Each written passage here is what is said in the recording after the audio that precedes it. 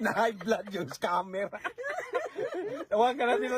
Part 2 to guys, part 2. Hindi na magsagot siguro. I-scam natin, Scam.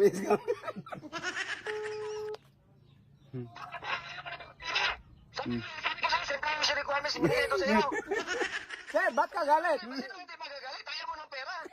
Ikaw ba yung binigyan? Ikaw ba yung ayaw? Ikaw ba yung ayaw? Ikaw naman, para ikaw yung sa buong mundo, sir. Ikaw yung tao na hindi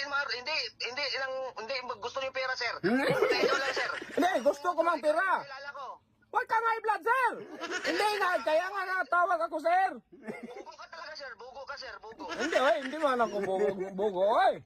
Mabray, matalino man to, kay grade 2 man ako. Napag-isip-isip ko, sayang yung pera. 700,000 pa naman yan. O, ganito na lang, sir. Napakasimple lang instruction ko, sir, ha? Instruction ko napakasimple lang.